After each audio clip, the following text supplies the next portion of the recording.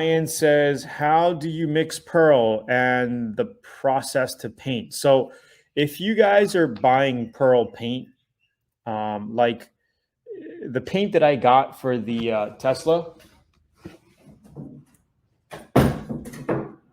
is called Bikini Pearl. It's a GM Chrysler color. Okay, it's on the Jeep Rubicon color. That's what it is. Now you can see it. And this is literally the color. It's called Bikini Pearl, and there's already pearl in it. So if you take a look at this base coat, there's like tons of pearl in it.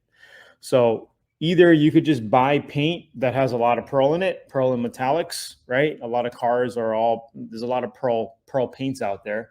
You could basically just buy it, or you can mix pearl if you get a flat color. So if you're doing a flat black, just a plain basic black or white or blue, right, base coat with no pearls or metallics in it, you can add pearl into it, but you're not going to add it into your base coat. You're going to put the pearl or flake inside of a mid coat. Hold on one second. So this is some pearl. This is Moon Dust White Pearl by X Finishes here.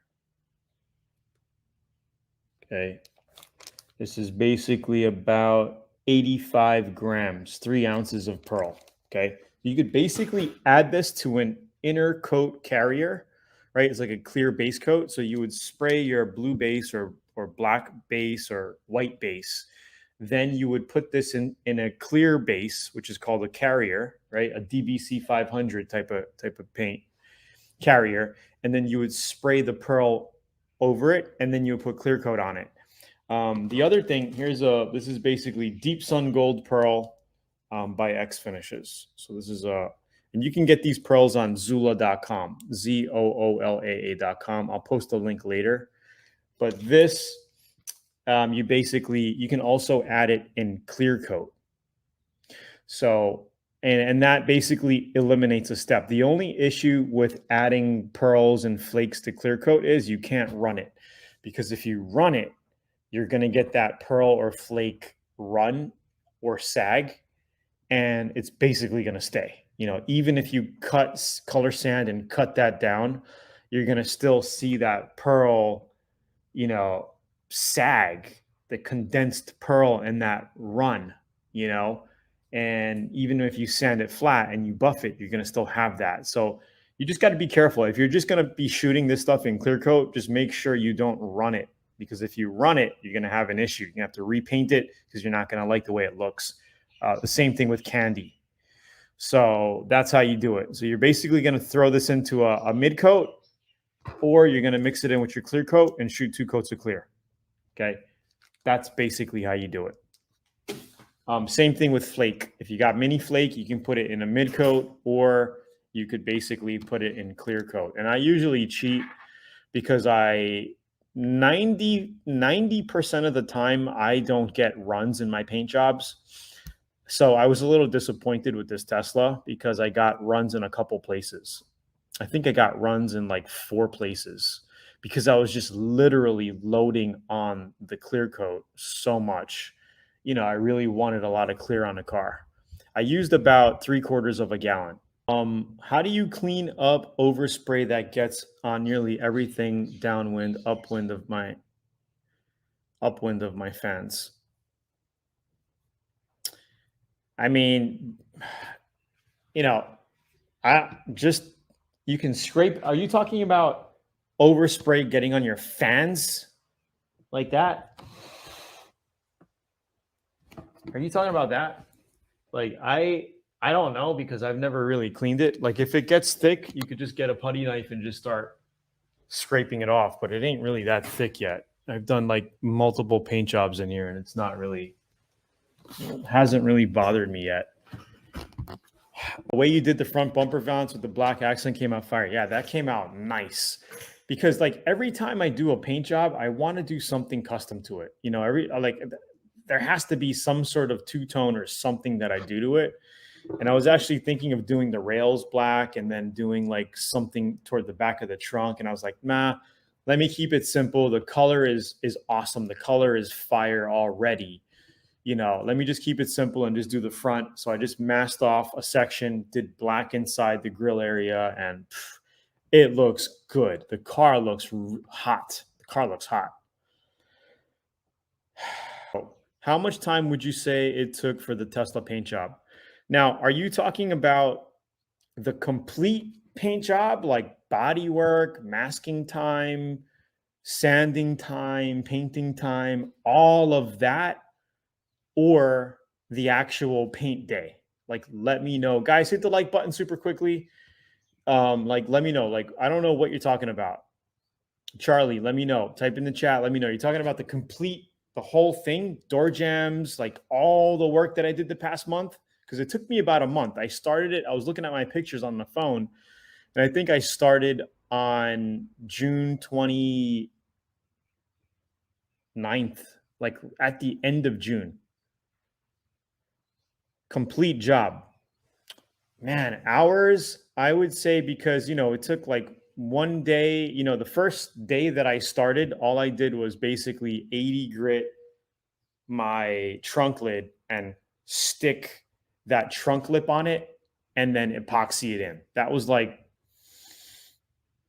maybe an hour and a half, 2 hour job. Man, maybe an hour and a half, really. But, me checking my phone and taking a break and doing other things, probably like 2 hours, you know what I mean? 2 hours for that. And then I would say all the body work, man, I would say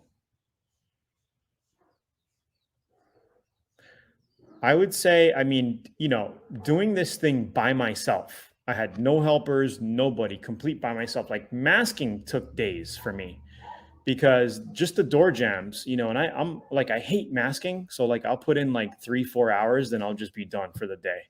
I'll just do something else, and that's probably like half the job. So like masking took me 2 days just to do the door jams. Like, because like I get so bored doing it. It took me 2 days to mask up the door jams because like literally there's so much to mask. It's crazy. I would say a good 10 to 12 full days, 10 to 12 full days, full 8 hour days. So that's how long it took me to do the job, to add it up. And I did it over a month. So, that's how I broke it up. It's not like I'm, banging out customer jobs, doing auto body every day, right? So I don't like, I just can't do it anymore like that. I rather do it as a hobby, put 4 or 5 hours in one day. But there were days toward the end, Friday, Saturday, I pretty much put in all day assembling the car. Like literally Saturday morning, I woke up at 8. I was on it till 6 p.m. Of course, I took a lunch break. I took a couple hours break, but all day putting the car back together, because there's a lot underneath the Tesla. There's so many panels, that because the whole thing is aerodynamic. So like all these panels go up under after you put the bumper cover on, the lights on, you got all these panels and the wiring and all that. And at the zip tie, it's a lot of work, and that's without, I'm figuring another 2 days of buffing. So another day, probably a full day. If I'm going to buff the whole car, I probably got a day of sanding, right? A 6 to 8 hour day of sanding, dry sanding with the DA, the whole outside, and then buffing. It'll probably take a good day, but you could break it up, into 2 days of buffing. So I would say 2 to 3 days of color sanding and buffing, additional. So that's pretty much it. Does that give you in the middle of I'm doing a big repair in the middle of a big finished panel. Bondo, primer, base, and clear. If I have the same exact paint, would it blend in easily, or what do you think? So, I mean, your question, very hard for me to understand your question, but I'm thinking you have a panel. So maybe you got a door with a big Bondo spot in the middle. Is that what you're saying? If I have same exact paint, would it be easy? Would it blend in easy, or what do you think? I mean, you're going to have to shoot the whole panel. right? You're going to have to base. It's hard for me to answer these questions because I can't see what you're working on. Luis, if you want to mail in Tony at LearnAutoBodyAndPaint.com, some pictures or videos, I can help you out better. But it's very hard for me to tell you what to do just by reading this question. Like I need to see what you're doing, or you need to kind of like explain a little bit better what you're doing. But yeah, I mean, if you got the correct paint code and they matched it up and you got, the right paint, of course you could blend it. You might have to blend into another panel. I'm not sure, what you're doing there, but you might have to blend it into a panel and clear two panels, or blend it on the same panel and clear the whole panel. I'm not sure. Yo, should I do the car? What should I do with the car apart? Just primer or base coat? I mean, if the thing is apart, you could just do the primer work and then you could put it together if you want and do the base. I'm not sure what your question is, man. It's very hard. Like, I'm not sure what you're trying to say. I mean, you could, if the car is apart, you could paint the whole car in pieces. You just make sure you have a big enough area to do it. And at what point should I put the fenders and stuff back on? So it's up to you, man. You could paint the car in pieces if you have an area to do it. And if you're not doing custom candy, pearls, or flake. Because if you are, you might get a slight mismatch on, panel by panel. So I would recommend painting the whole car, when it's put together. But sometimes, yeah,